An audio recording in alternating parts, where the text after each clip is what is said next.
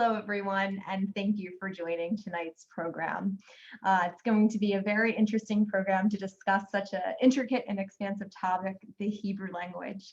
I look forward to an insightful conversation with Lewis and Stephen guiding us through the opening verses of Genesis, which seemingly describe the creation of Hebrew itself, to the reincarnation of Hebrew as the everyday language of the Jewish state. It's an honor to introduce Stephen Shalowitz. Stephen is the host of Jewish National Fund's Israelcast podcast and his own podcast, The One Way Ticket Show. He is a JNF New York board member and on JNF's social media committee, and invites you to connect with him on all social media at Stephen Shalowitz. Louis Glinert is Professor of Hebrew Studies and Linguistics at Dartmouth College, a graduate of Magdalen College, Oxford. He is the author of 7 books, including The Joys of Hebrew and The Story of Hebrew, the reason that we're here tonight. He has also in 1989 had a documentary celebrating the rebirth of spoken Hebrew. He was nominated by the BBC for a Sony Award. It is my honor and privilege to introduce both Professor Glinert and Stephen. I now turn the program over to you. Thank you so much for that, Sarah, and welcome to everybody. And Professor Glinert, it's lovely to see you again and to chat with you about your book, The Story of Hebrew. As I told you both yesterday in a previous conversation and before we came on air, I absolutely devoured the book, and I marked the entire book up actually with lots of notes. So we're going to do our level best to try and get to as much as possible during our conversation, which is going to go for about 40 minutes or so. And then for everybody that's joining us on the call, first of all, thank you again for joining us this evening. And Professor Glinert has very kindly agreed to stay what we call after school, after about 40 minutes, to answer additional questions from you, from yours truly, and to have additional really conversation about a very, very large subject. So once again, thanks to everybody. And thank you, Professor, for joining us this evening and for writing just such an engaging book. We've got lots of ground to cover, as I said, and I really want to start at the very beginning. If you can just talk to us a little bit about the Hebrew language itself in terms of where it really falls in terms of the pantheon of languages. Well, we could say that if we look at it from the point of view of so-called language families, people often talk about Indo-European language family, different Chinese late language families, Semitic language family. So if we forget for a moment that we're not really talking about, as it were, parents with children, it's much more complicated than that. But we could say that Hebrew is part of a huge spread of languages that actually without number, we don't know how many languages from the Sahara in the south down up to Iraq and points east were actually part of this huge family. Hebrew, from a scholarly point of view, is just, if you like, a star in the sky. But from a traditional point of view, it's something more than just one of the stars. Got it. One of the things that I took away from the book, before we really dive into some of the points in the book, but one of the things that I took away from the book was that oftentimes Hebrew is thought of as a dead language, but actually it was really never a dead language. It was always in use in some way, shape, or form. So when we talk about modern times, more contemporary times, let's say late 1800s into the early 1900s, that was really much of a Hebrew 2.0. In other words, like a revitalization, but it wasn't a revival, if you will, because it was always in use in some way, right? Right. I mean, if I can jump in with your metaphor, people who are dead don't normally kind of get up every night and wander around and do new things. Hebrew was always doing new things. The moment that the last mother said, will you please be quiet, in Hebrew to a child, somewhere around the year 150, 200, no one knows when it was. And that mother probably didn't realize she might be the last mother. But that didn't matter in a way, because in those days, what really mattered was what you did with the language at higher levels, how you wrote it, what kind of things you wrote. And putting our kids to bed, that was really, if you like, child stuff. Right. And this notion that the story of the Hebrew language is really the story of the Jewish people. In other words, is that the Hebrew language was impacted by what happened to the Jewish people, the expulsions, the acceptance into countries, the flourishing of Jewish communities, the contraction of Jewish communities. And I'm wondering if you can address that. Yeah, we could really start with the calamity of the collapse of Jewish independence at the time of the Roman occupation. First of all, the very fact that the country was occupied by foreign powers, that already began to put Hebrew under terrible pressure. And yet there were still sufficient people who wanted to speak it, that by the time the end of spoken Hebrew came, the rabbinic leadership said, let's make sure that our people forever will continue to worship in Hebrew, will continue to open our Torah and understand it in Hebrew. So in a way, that was curtains for Hebrew as a spoken language, the Roman invasion, Roman destruction of ancient Israel. But it found new life because Judaism was determined to keep Hebrew at the center. Through, for example, the Talmud, and we're going to get to that in a second. I want to go way back, and I'm talking way back because I want to go back to Genesis, right? And then let's move on to the Talmud, Rashi, Maimonides, and more current time. But I want to go back to the time of Adam in the garden when he named the animals. And he must have used a language to name the animals. That is a question that scholars will debate forever. And I mean, including traditional Jewish scholars. The scholarship on that is all over the place. What, in fact, did God want him to do? Apparently, God didn't say to him, according to the Torah, here's your language, go out and speak it. And remember that a sheep is a keves, and a cow is a para, and a bear is a dove. No, he actually says to Adam, you give them names. So this raises the question, what exactly did God want? So we could say maybe Adam was told, use your logic.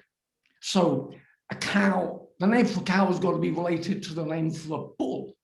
Or he could be saying, use your imagination. I mean, since ancient Greece, we know that people have been debating how far language is arbitrary or logical. There's no end to this question. And with Adam, it seems very much that he had a key role in creating language. And then he goes on and he says that his wife is going to be called Isha, because to quote from the Torah, she was taken from Ish. And then not only that, he was going to give her a personal name. He called her Chava, Eve. So he had a key role in it. But on the other hand, the Torah seems to suggest that God spoke in Hebrew to create the world. It says, Yehi or, let there be light. In what sense, then, did language, if you like, precede the world, transcend the world? And there we are leaving the realm of linguistics, and we're entering the realm of philosophy, metaphysics, which thankfully isn't my baby. Well, you know, Professor, that's the one thing that I loved about the book. It's, you know, I think the sign of a good book is that when you finish the book, you come out with more questions than answers. And you come out with all these wonderful nuggets that want to make you explore more the subjects that the author wrote about. And indeed, that's one of the subjects that I took away that I personally would like to explore more. And we'll do that, obviously, offline and by ourselves, because it's we only have about 25-30 minutes, of course, for this conversation left over. I want to fast forward, though, to the Talmud and the rich language of the Talmud, because it seems, as you wrote, that it was really always a source for words and for language and for ideas all throughout Jewish history. Yeah, if we can divide the Talmud up into the Mishnah and the Gemara. The Mishnah is remarkably all in Hebrew, and it contains literally thousands of words of daily life. names of umpteen plants, umpteen tools, umpteen ways of digging a field, all the everyday needs of life. So that was preserved in Hebrew. And then a couple of hundred years later, the Talmud goes into the form of the Gemara, explaining the Mishnah largely in Aramaic, but nevertheless always focused on the Hebrew. So the two together became a kind of a classroom. In the classroom, you would use your vernacular, which for hundreds of years was Aramaic, and then became Arabic and so on. But you were always focused on what was in your mind, which was to interpret the Mishnah. Right. One of our guests this evening, Ellen, thank you, Ellen, for posing the question. She said that she's interested in the relationship between Hebrew and Aramaic. Yeah, well, you could call them actually cousins. Let's say, not unlike, say, English and French or English and German. If you count from 1 to 10 in Aramaic, a child in Israel would guess what you were doing. On the other hand, many basic words in Aramaic are quite unlike Hebrew. And so basically, traditionally, in the Jewish classroom, children would be trilingual. They would speak their vernacular. They would always have their finger on the Hebrew in the Torah, in Rashi. And at the same time, they would be getting on at the age of 12, 13 to study the Gemara, which is largely in Aramaic, so 3 languages. And I had told you in a separate conversation, when I was in Syria a number of years ago, I visited the city of Malula, and they still speak Aramaic there. And so to what extent is Aramaic, spoken in the so-called ancient world of today? Well, that's a very sad story. Really, until way into the Arab era, Aramaic was alive and well, actually primarily among Christians. It was commonly known as Syriac. And then eventually it almost died out, but like you say, lived on in enclaves. Sadly, there's almost no Christians left in Iraq, in Syria, and they took their Aramaic with them.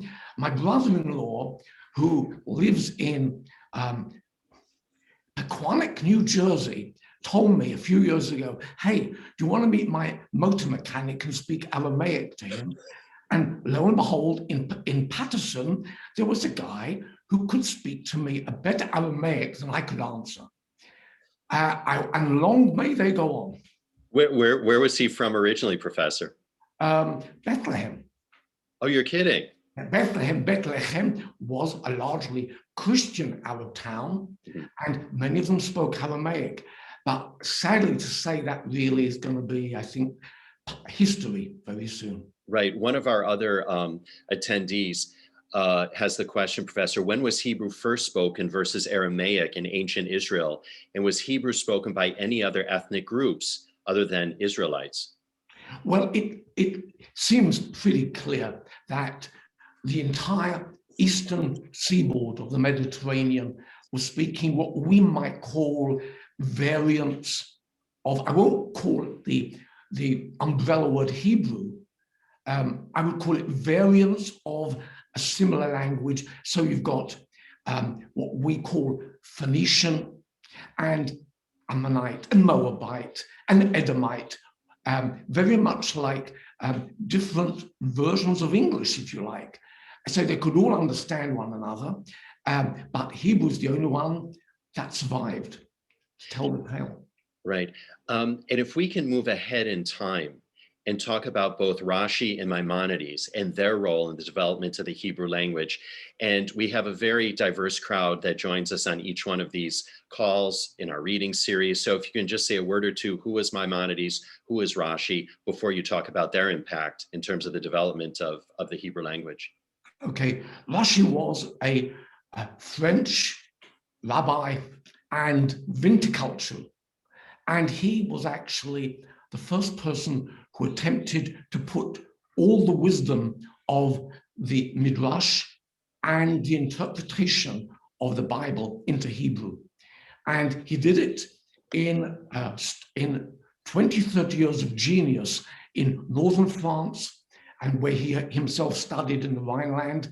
And he created a model which, more than anything, showed what was possible. It was possible to study all these things and interpret them in Hebrew, even though Aramaic was the bread and butter language of Jewish study.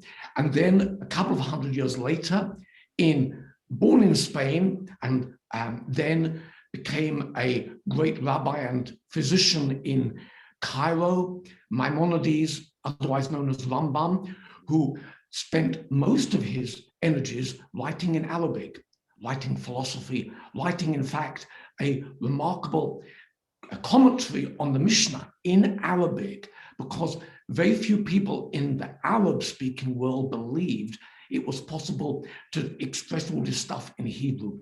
But I think one morning he woke up and said, I want to put all Jewish law into one organized code, and for the sake of my children and my great-great-great-grandchildren, who may not ever understand Arabic, I want it to be in Hebrew. And he, together with Rashi, preserved and set up a model for Hebrew that is still with us today. Right. And then just real briefly, before we get into contemporary times, why did Rashi, one of our attendees also wanted to know this, why did Rashi feel it necessary to create a different alphabet? That's actually a complete misconception. What we refer to as Rashi script was the popular print form, a bit like a cursive, that was first used for the first edition of Rashi. Rashi was printed, I think, round about the year 1480, and that script, that font, forever became known as Rashi script. This is the font in which we study Rashi. It was all very nice and beautiful because you wanted to make sure that a Jewish formatting would make a distinction between the core text, let's say the Torah or the Talmud at the center, and all the commentaries clustered around it. So if you like, it's a bit like the difference between italic and Roman. Got it. Well, listen, as I said at the top of our conversation, you very kindly agreed to stay on after school after about 7:40 or so. And I want to give a little bit of a preview of one of the things that I want to ask. It's all about what happened from 1290 to 1656 when the Jews were expelled from England, because it's a fascinating, fascinating period. Elizabethan England falls within that period. So we're going to be talking about that after the main section of this. And I hope that everybody stays on, because when I read about that in the book, it absolutely blew my mind. So I want to fast forward to more contemporary times. And one of our attendees was asking about Eliezer ben Yehuda, and that's exactly where I was going to go with Professor right now. Many of those that are attending have been to Tel Aviv and have been down Ben Yehuda Street. So can you talk about who Ben Yehuda was and his role in the development of the Hebrew language? Right, so if any of your attendees think that Ben Yehuda created modern Hebrew, you're in very good company, because some research shows that most Israelis believe that too, but you're all absolutely wrong. Yeah, and that was one of those big aha moments from your book. By the way, so someone had asked what the name of the book is. Once again, it's The Story of Hebrew. It's the story of Hebrew, and it's Princeton University Press. You can get it wherever you like to buy your books. Thank you for asking, Susie. Yes, carry on, Pick up Ben Yehuda again? Yes, please. So, what we call modern Hebrew began to go modern by the beginning of the 18th century, as people were beginning to write modern science, and people in the course of the 19th century were bringing out the first newspapers in Hebrew. So you had to talk about the stock market, and you had to talk about current affairs, and then people started writing novels. Now, all of this was going on, not in Israel, in Poland, in Germany, in Russia. So you had the beginnings of modern Hebrew as a written language. Comes Ben Yehuda, and he, as a mere 20-year-old, is really carried away by the success of the Bulgarians in thrashing the Turks. Now, none of you probably know what I'm talking about. Around the year 1878, there was a bloody war in the Balkans. Ben Yehuda was reading about this and about Bulgarian independence, and he was saying, if Jews will ever be independent, they've got to have their own language, but not a spoken language. That didn't enter his mind. A language that they could proudly write and read newspapers and novels and all the rest of it in. And then came another, if you like, epiphany. He thought the only way we can guarantee that is if children are brought up speaking Hebrew. And out of that, in other words, for completely different reasons, came what we know today as mother tongue Hebrew, because he managed to persuade his wife and some of his friends to conspire to bring up children in Hebrew. And somehow it had to work in the schools. They found school teachers who were prepared to do the same thing. And then a bit later, the British come along and bless them. They say, okay, you want to have a school system under British rule, we'll pay for it. And that, if you like, guaranteed the whole educational system in what we today know as modern Hebrew. And talk about when he actually went to Israel and how he forced his children only to speak Hebrew. Yeah, he was, by any stretch of the imagination, a fanatic. Yeah. I would have been so pleased to know him. His wife insisted that she didn't know enough Hebrew to say, change your diaper, but they found a Sephardi girl who did, because the Sephardim, I must say, were much more comfortable speaking Hebrew than the Ashkenazim, because after all, many of the Sephardim spoke Arabic, much closer to Hebrew than Yiddish. So one way or another, they kept it up, and the children were able to come out of this possibly speaking Hebrew. But of course, you've got to have other kids. You just can't speak to mum and dad.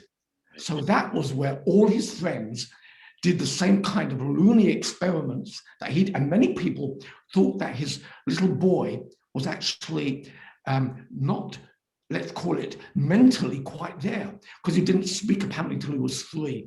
And the first word he said, according to the story, is when he saw his father having a furious row with his mother and thought he was going to raise a hand against her, and he blurted out, Abba, because he'd heard that a million times from his dad.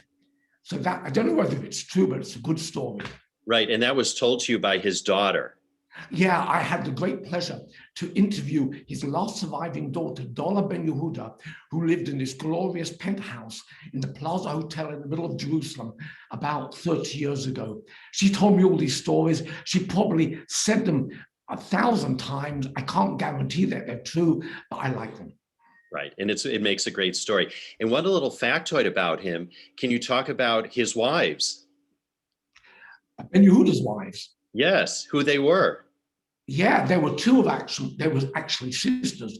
One sadly passed from tuberculosis, and then he married her sister. And her sister was actually a powerhouse. Chemda Ben Yehuda was probably one of the first modern Jewish businesswomen. And she was the one who managed to persuade companies like Langenscheidt in Germany to invest in Ben Yehuda's great work, which was a historical dictionary of the Hebrew language, a bit like Dr. Johnson's Dictionary of English. Right.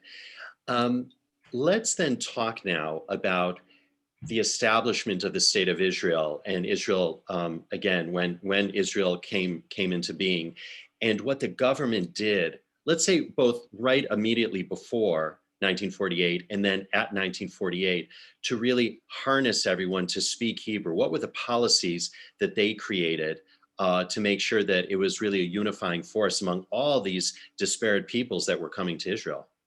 Yeah, Had they been in the position of the United States government around the year 1900, they would have counted themselves fortunate, because with all those millions of immigrants to America, there was already a solid English-speaking country.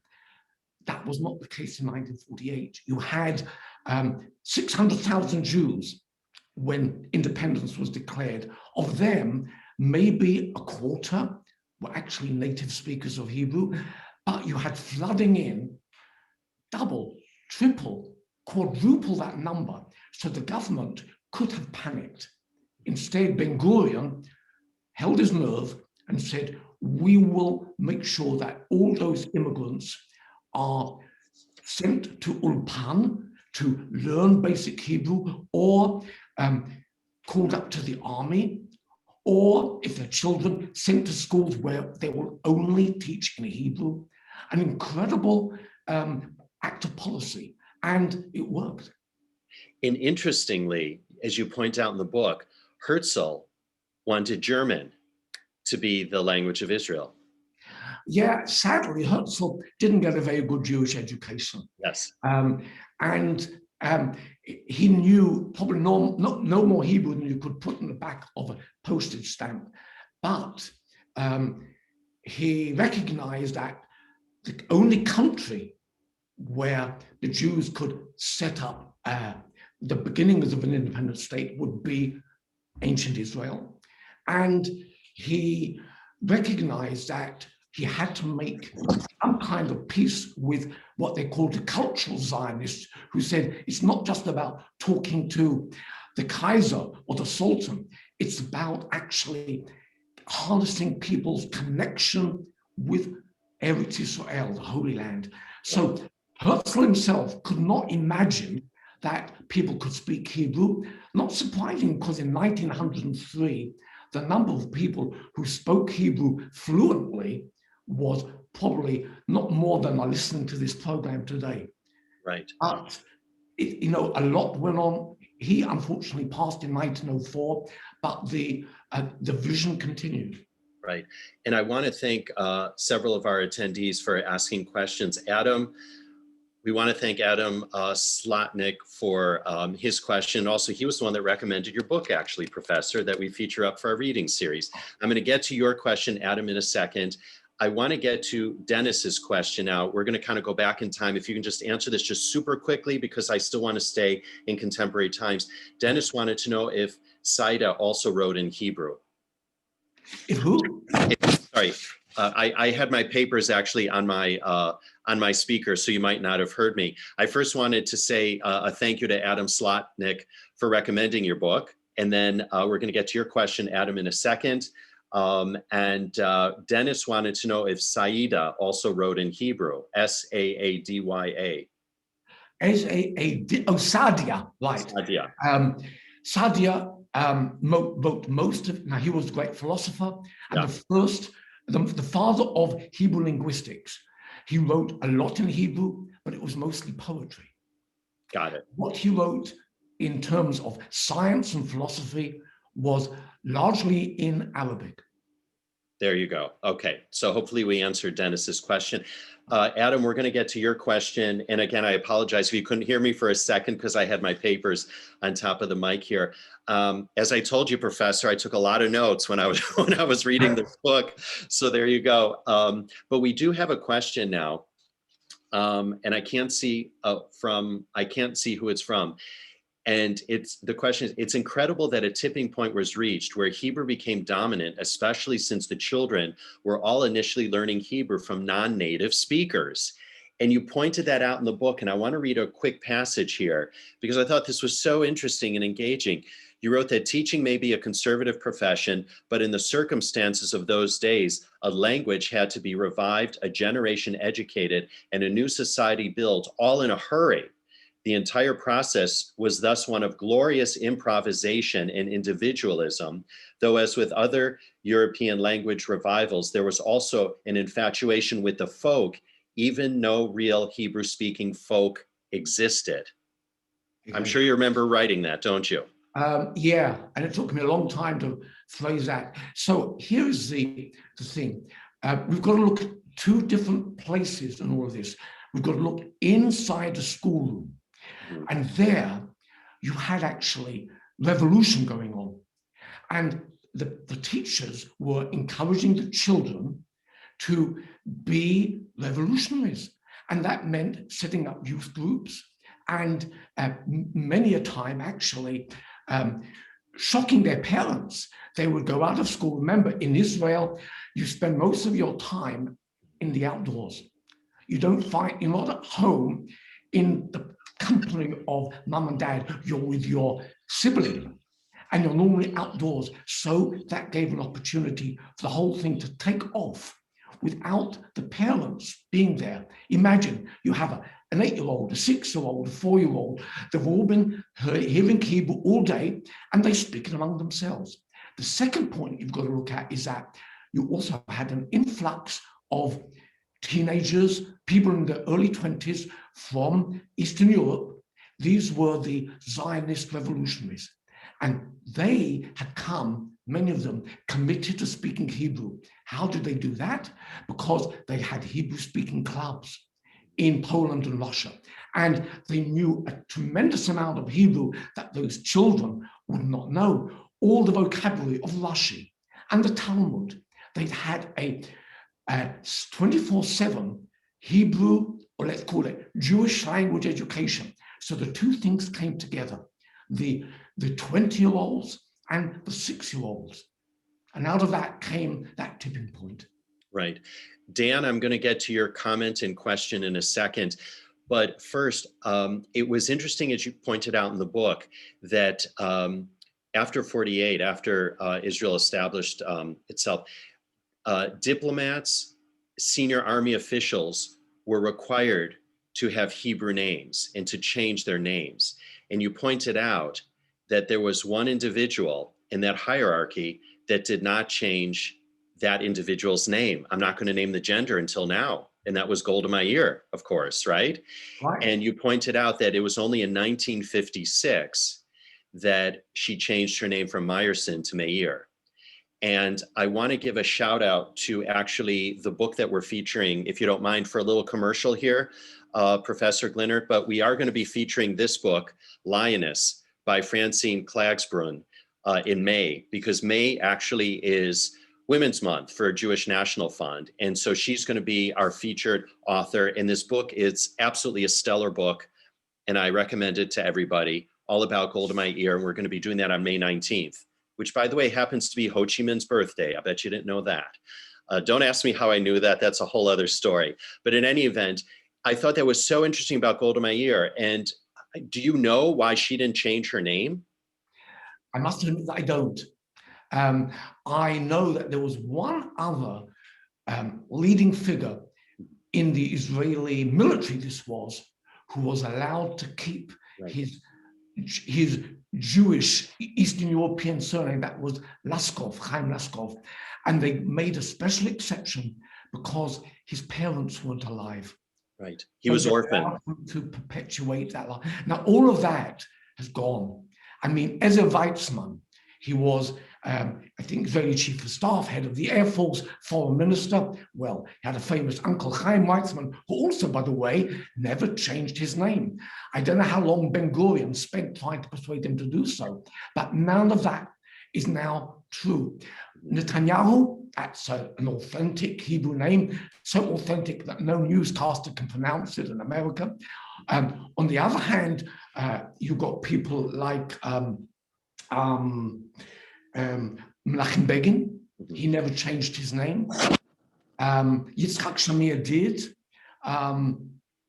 Many people in the Israeli cabinet have perfect Eastern European names like Lieberman, Avigdor Lieberman.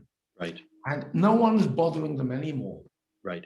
Can we talk about pronunciation? Because you went into great detail with it. Stephen Listfield just is asking that very same question. He wants to know, did the first generation of Ashkenazic Olim speak in a kind of Ashkenazic accent, or did they rather immediately pick up what he said was the Sephardic accent, but I would almost like to say the Mizrahi accent? And if you can talk about that, the pronunciation, where did it come from, especially the R, the resh sound? Yeah, well, let's say that the leaders in the Hebrew movement wanted to get rid of the Ashkenazi pronunciation as soon as they could. They regarded it as being corrupt. They regarded the Sephardi pronunciation as being authentic. So they tried lock, stock, and barrel to be done with, so instead of saying shalom, to say shalom.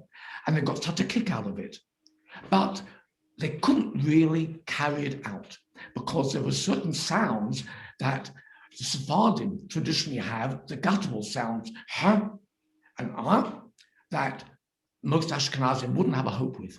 So what they came up with was a simple compromise. They got rid of certain Ashkenazi vowels, and they started pronouncing all that soft as tav, but they did not try and go the whole way by adopting the Sephardi consonants. So you end up with some people call it Ashkefard, but basically it is now the standard Israeli pronunciation. So it's really a mixture, isn't it? It's what we call in Yiddish a mishmash. Yes. By the way, you had the word abracadabra in the book. Mm-hmm. And I did a little bit of my homework on abracadabra. And can you just talk about that word for a second? Yeah, I'd be very careful not to say it too often because it actually was a magical formula. Mm-hmm. You find it in Hebrew charms, and it's actually apparently avra kadav, in other words, created by, like the word, like connect with the Hebrew word bara and the word davar, which means thing or word, creating by the word, because this is actually at the center of Jewish mysticism, the belief that Hebrew letters and sounds have mystical powers. You may have heard of the golem story. This actually goes back to real live mystical activity in the early Middle Ages, and in fact in the Talmud 1500 years ago, about using sounds in order to create spiritual realities and even spiritual beings. But I will not say the word. I'll leave it at that. Got it. We don't want to cast a spell on you. But I'm looking at the time right now, so I want to be a man of my word. We did say we were going to talk till about 7:40. At 7:40, there's still a number of questions that I certainly have. So we'll just continue. You're okay to continue, right? Oh, sure. Absolutely. I like in the Haggadah, until the sun rises. Okay, I'm glad you're going there because that's where I'm going with a question from Dan Gruen, who wrote, "The book is a stellar one, bursting with intelligence and wit on each page." I concur, Dan. A question: to what extent did the Siddur serve to keep an understanding of Hebrew alive? Did people understand all the prayers they were saying? And I'm going to add to that and talk about, as you just mentioned, Pesach, the Haggadah as well. Yeah, well, the Siddur and Haggadah are probably the two greatest guarantors for the survival of Hebrew, because Jews were expected, let's say, to understand the gist of what they were saying. Even girls were taught by their aunts. They wouldn't generally go to school until the 20th century, taught by their aunts and mums the basic meaning of Shema and the basic meaning of the blessings. But at the same time, we know that large parts of the service were not even intended to be understood. I'm talking particularly about the poems that we call piyutim, which were written in the most virtuoso Hebrew that defied understanding. But the Chazan would sing them, and everyone would kind of listen and get a good, warm, fuzzy feeling, because language isn't only about understanding straightforward meaning, it's also about the feeling, the symbolic power of language. Right. Thank you for that. Robin Santiago has a question, and before I get to Robin's question, I want to build on something that you just said, Professor, because you have a section in the book which is called Straight Speaking, and after I read it, I realized that language informs behavior, and behavior informs language. And I want you to address that in the context of Hebrew, because you talk about it as a language as it developed in both immediately pre-state and then when the state of Israel was established. You talk about it as a language that was a very no-nonsense language. It was a language for farmers and soldiers. Yeah. And I want you to talk about that. Yeah, this was one of the big driving forces of, let's call it, labor Zionism. Mhm. Go back to the land. There was another Zionism which encouraged Jews to come and open up stores in downtown Tel Aviv. But labor Zionism saw that Jews must go back to what Tolstoy would have called the simple peasantry, the narodnik. And that was, above all, as they would say, no more bitte schön, danke schön, no more this bourgeois stuff. Instead, you get to the point where, if any of you have ever boarded a bus in Israel, you'll know that you don't say please and you don't say thank you when you pay your fare. Now, this was actually part of a communication culture that you only say what needs to be said. And that's how it developed. Yeah, I guess it has, yeah. I think when I read that, that was such a big aha moment for me, because again, it's how behavior informs language, language informs behavior. And with that, it's a nice segue and then into Robin Santiago's question, who writes in, why did the grammar structure change from ancient to modern Hebrew? The word order changed from verb, subject, object to subject, verb, object. To what do you attribute that change? And how does this compare to word order in other Semitic languages? Okay, so here I'm going to be a good professor and I'm going to try and deconstruct the question. What you're comparing is really apples and oranges. The apples being the literary language of the Tanakh, the Bible, which typically has verb, subject, object. But there's no guarantee that that's the way people spoke when they're telling their children to go to bed. We do not know what spoken Hebrew sounded like. But let's grant that maybe it was that way. Well, many languages drift in terms of their word order. In Aramaic, for example, in the Talmud, the typical word order is object, verb, subject, believe it or not. And they drift, and different impacts of different other languages. German, Yiddish had a great impact on Hebrew. And so we end up, you might say, almost without anyone knowing how, with what is today standard Hebrew grammar. And I'll tell you, there ain't, as you said, a single scholar who is sure how it happened. And with that, can you talk then about the introduction of foreign words into the Hebrew language? Not only just in this century, but even in last century. And then who invents those words? Okay, let's start with the word Purim.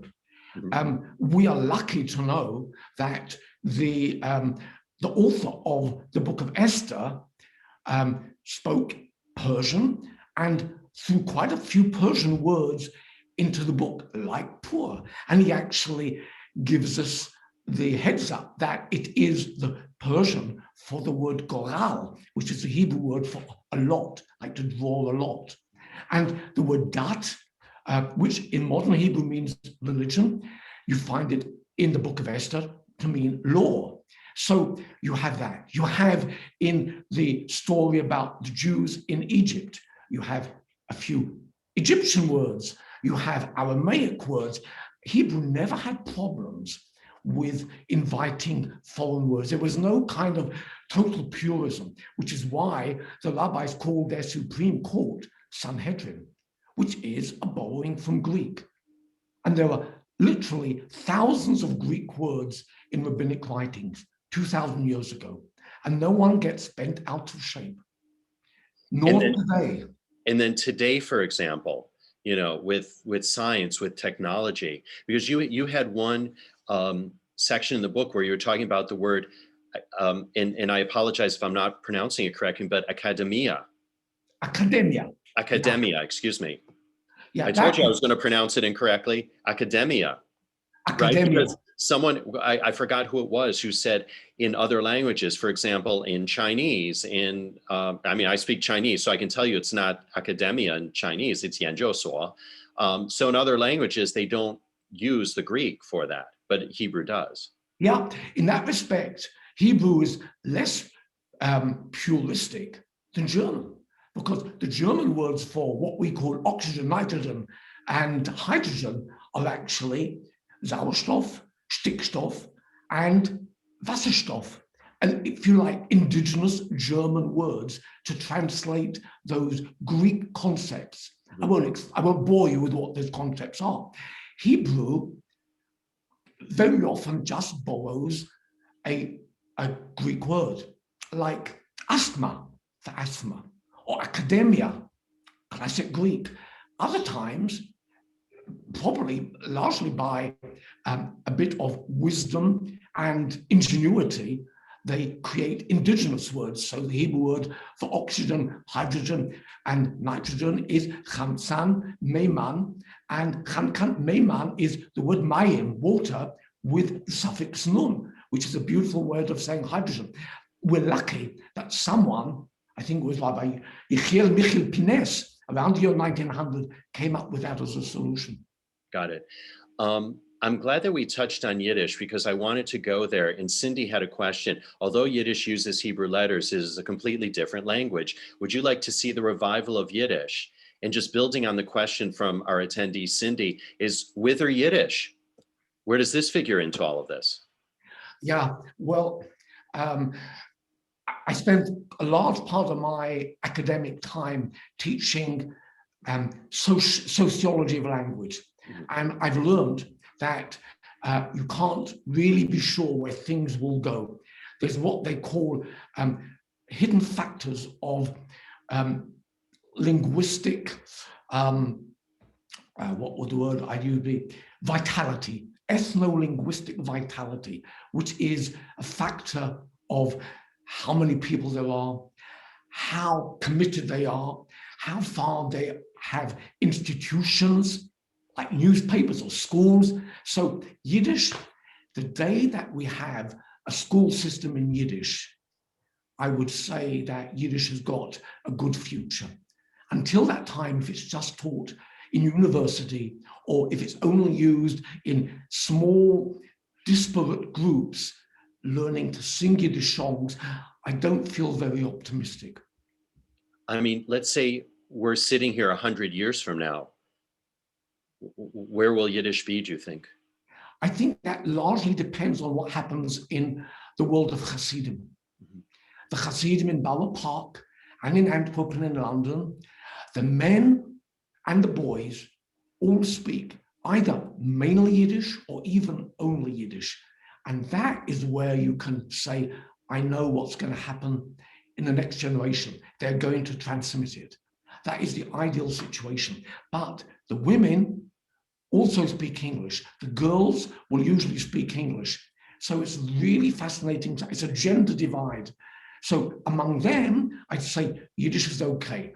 Would it be the kind of Yiddish that Mendel and Moiches Forim or their Nista would have been proud of? They were famous Yiddish fiction writers. They would probably have said, these people, it's a real mishmash.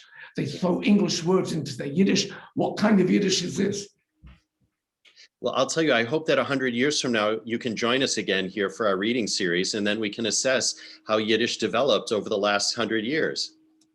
Well, I hope that I have as much longevity as the Hebrew language has displayed. I certainly hope so. We have just a couple other bases that I want to cover with you. And the first is I want to get back to a question from Adam Slotnick. He wrote, Hebrew continues to be modernized. What changes do you see coming to the language over the next few decades? And will there be a growth in Hebrew speakers outside of Israel? So if you can talk about diasporic Hebrew. Yeah. On that second question, I'd say almost certainly no.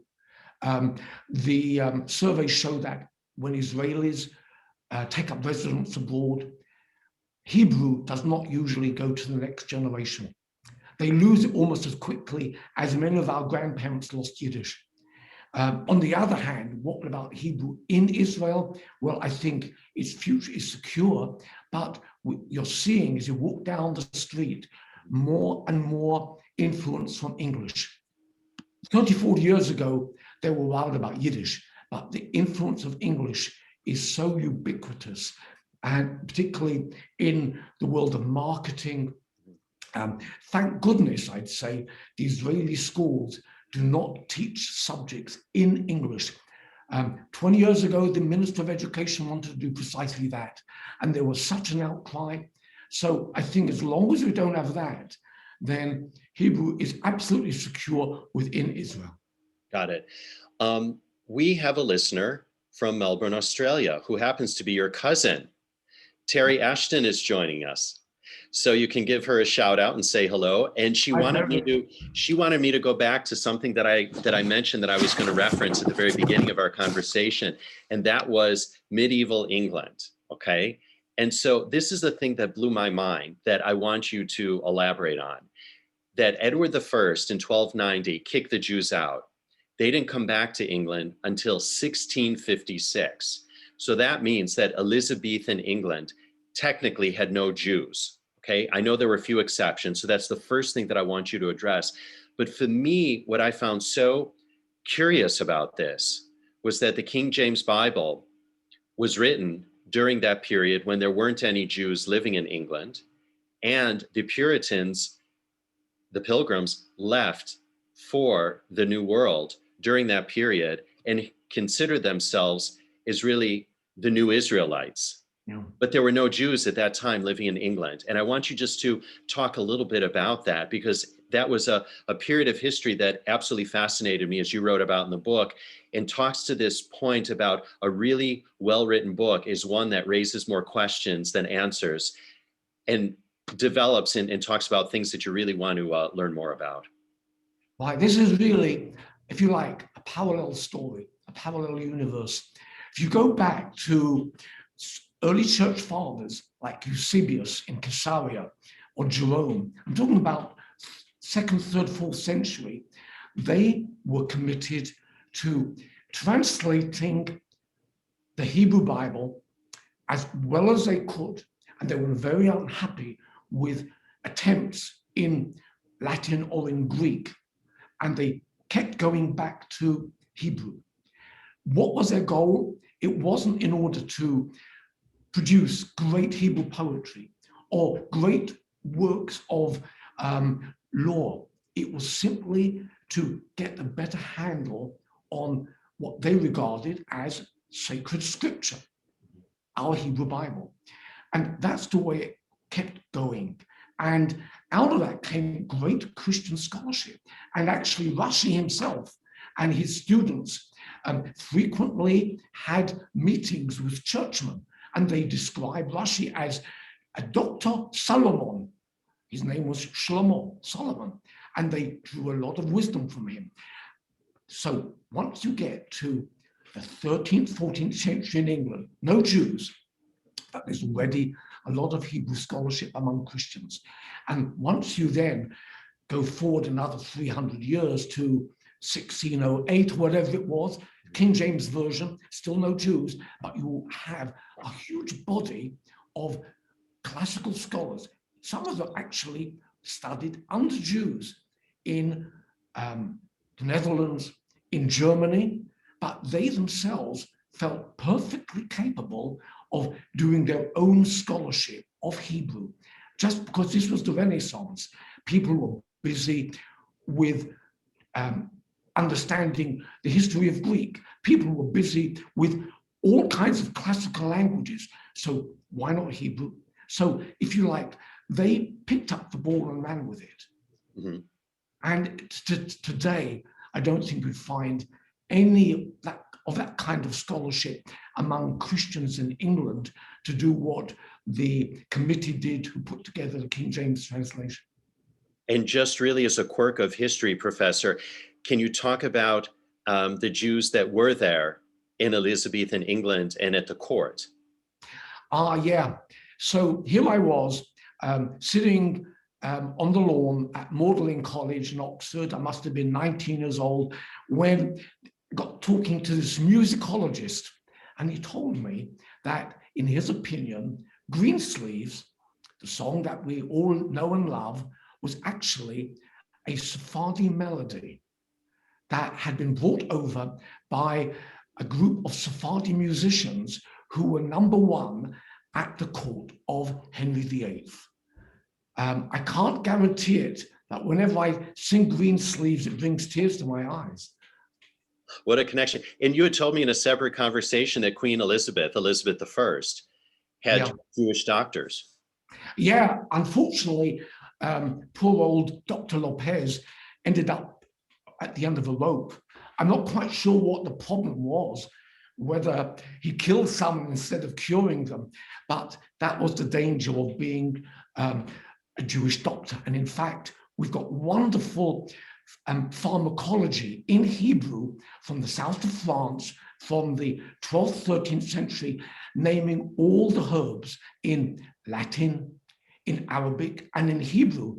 And one of these doctors wrote that he was very lucky to get away with his life because he, I think, recommended the wrong color of herb, and it nearly killed the patient. There was no malpractice insurance back in the day, right? None at all. No. Okay, so you just said Lopez, and by the way, I'm just looking at the clock. It's about 8 o'clock here on the East Coast, and we still have a fair amount of people that are on the call. So if you have a few more minutes, I'd like to continue the conversation. As they say in Israel, en baya. Okay, great. We like that because there are a couple other questions, and I certainly have a few other questions to get to. One of the things you just mentioned, the name Dr. Lopez, which of course leads me to ask the question about Ladino. We talked a little bit about Yiddish. We talked a little bit about Aramaic, cousins of Hebrew, if you will. But can you talk a little bit about Ladino and its role? Yeah, the name Ladino is one of, I think, 3 common names for that language. It's also known as Judesmo, and some people call it more technically Judeo-Espanol. Now, if you go back to the end of the 15th century, Jews would translate the Bible into a pretty old form of Spanish, and that was Ladino. Ladino was originally the Spanish Jewish translation of the Torah. Rather like in Yiddish, they would translate the Torah into what they called Ivritite, the Yiddish version of the Torah. With the expulsion of half of the Jews of Spain and the other half went underground, they brought that Spanish with them. And they not only talked to translate the Torah into Spanish, they spoke Spanish. That Spanish, if you like, was petrified as Castilian 15th century Spanish, and eventually became a distinct language, which is known as Ladino Judesmo. It once had a wonderful press, a wonderful literature. I'm talking about until the Germans arrived in Greece in 1942, was it? And they shipped almost the entire Ladino-speaking population of Thessalonica, or Salonika, as it was known, to the gas chambers. And very little of that survived. There were also Jews in the Balkans who spoke Ladino. I knew some elderly people. I think that the future for Ladino is a lot less rosy than the future of Yiddish, because you don't have Hasidim who are committed to speaking it. Right. Just 1 or 2 more points before we wrap. I remember years ago when I was in Istanbul, or Istanbul as it's pronounced, and I was amongst the Jewish community and they spoke Ladino. Yeah, well, that's gone the way of the Jews of Turkey. They either left for Israel or they left for the West. And I should say that, as I said in my book, the Israeli government, successive Israeli governments, were pretty draconian about Jewish diaspora languages. They did not want to give them the air to breathe. The only way that Yiddish could appear on the radio was a few minutes news and maybe some television comedy, television entertainment, and that was it. And Ladino also a few minutes news, Jewish, Arabic, Maghrebi it was called, a few minutes news every day, and that was it. You couldn't have schools. The first time they actually offered Yiddish as a bagut, I mean the matriculation subject, was I think sometime in the late 60s, when Yiddish was safely really buried in Israel. Professor, I just want one or two more real quick things before we wrap, okay? And one of our attendees, I hope she's still with us, Pam Brill. Hi, Pam. She's from my hometown, Chicago. Had a question about something that we were talking about earlier. You were talking about the youth groups in Poland and Eastern Europe that spoke Hebrew. She thought that the youth groups were Yiddish speaking and meant to help Yiddish survive as well as develop Yiddish language and not Hebrew. And I'm wondering if you can just address that. Yeah, there were youth groups and youth groups. Menachem Begin grew up speaking Hebrew because he attended Beitar.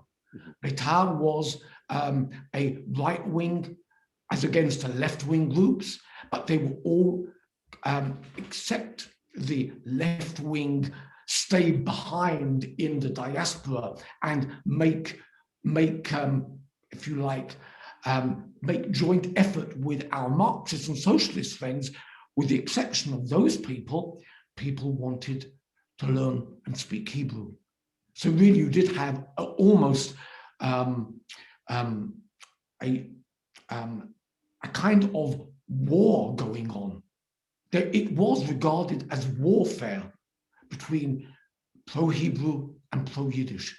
And of course, when the Marxists came to power in November 1917, Hebrew was swiftly banned from schools and driven underground.